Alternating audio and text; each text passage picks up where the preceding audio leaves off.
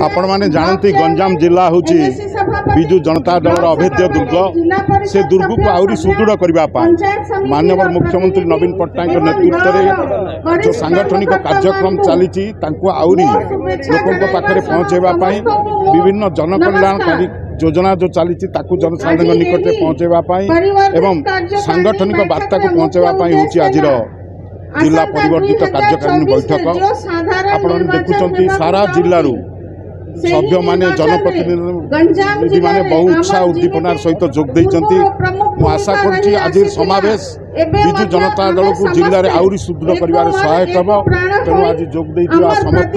प्रतिनिधि मानक मोर तरफ स्वागत जनाऊँ धन्यवाद जनाऊँ।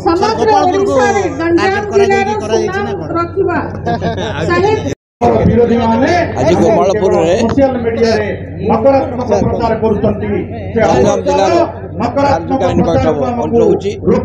देखिए मान्यवर देवी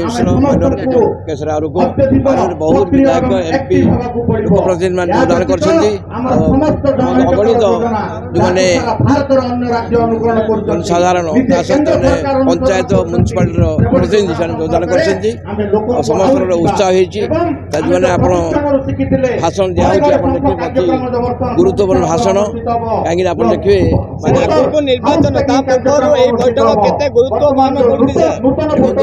अति गुरुत्वपूर्ण आमर तो केवल बैठक देखिए आमर जो दिन ये माने नवीन पट्टनायक जो 19 मुख्यमंत्री से दिन सब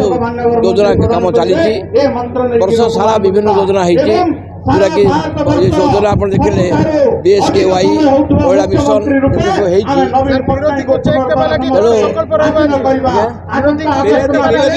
विरोध माने जानते भूमिका किसी ना से किसी करना निर्वाचन जो हम आसवे लोक विभिन्न उपाय चेष्टा करेंगे कि शासन में लोक चिन्ह देले समस्त हृदय शंख चिन्ह अच्छी एलएस विकास चिन्ह तेणु षष्ठ थर भी मुख्यमंत्री विपुल भट्ट विजय हम गंजाम जिले में 13टा निर्वाचन मंडल 13 विधायक जगह निर्वाचित हे 3 दिन एमपी गंजाम जिला निर्वाचन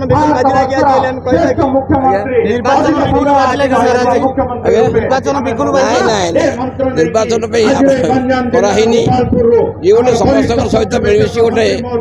जहाँकि गोटे माने सुशासन चली गोटे समस्त को अवगत कराया चेष्टा कर भंजनगर फाइनाल मिनिस्टर करते टिकेट गोपालपुर हूँ गोटे समस्त गोटे पर्यटन क्षेत्र उदयमान युवक अच्छा विक्रम पंडा सी ब्रह्मपुर में गोपालपुर तेणु से विकास आहरी उन्नति करने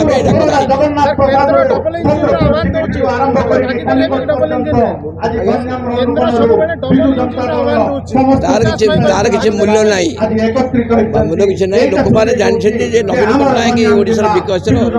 में सी संपूर्ण स्वागत कर डबल इंजिन किसी कार्यकारी कम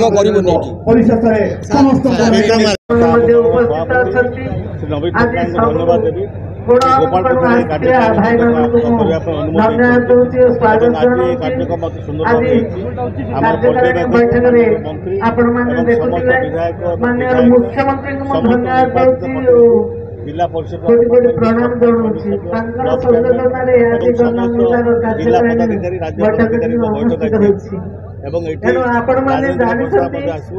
जनाऊँ मुख्यमंत्री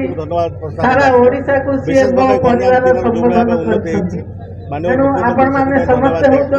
सब निर्वाचन जो कार्यकर्ता स्वतंत्र परिचय जो विषय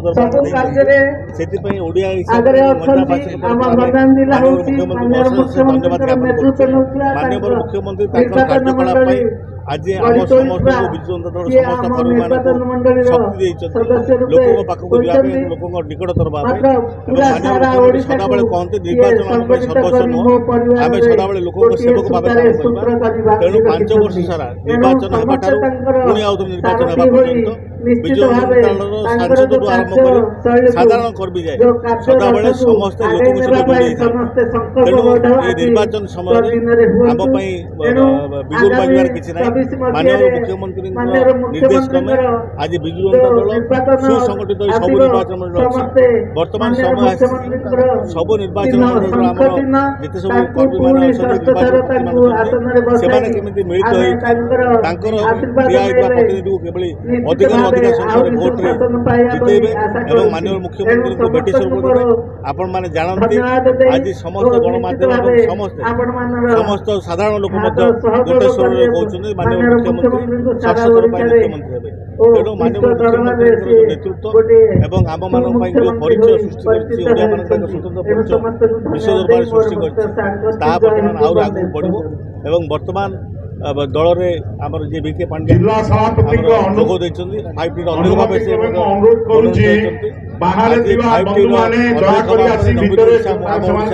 ଅଧ୍ୟକ୍ଷ ଭାବରେ କାର୍ଯ୍ୟକ୍ରମ ଆହୁରି ତ୍ୱରାନ୍ୱିତ ହେବ ଏବଂ ଓଡ଼ିଶାବାସୀ ଆହୁରି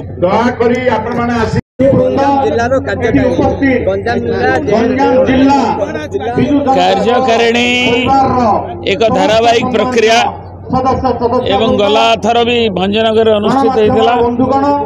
ଏବଂ ଆଜି ଗୋପାଳପୁର ନିର୍ବାଚନ ମଣ୍ଡଳୀରେ ଜିଲ୍ଲାର 13ଟି ନିର୍ବାଚନ ମଣ୍ଡଳୀର କାର୍ଯ୍ୟକର୍ତ୍ତାଙ୍କୁ ନେଇ ନିର୍ବାଚିତ MLA ସାଂସଦମାନଙ୍କୁ ନେଇ ଆମର ସମସ୍ତ ଜିଲ୍ଲା ପରିଷଦ ଯେଉଁମାନେ ଜିତିଛନ୍ତି ଏବଂ ଯେଉଁମାନେ କାର୍ଯ୍ୟକାରିଣୀର ମେମ୍ବର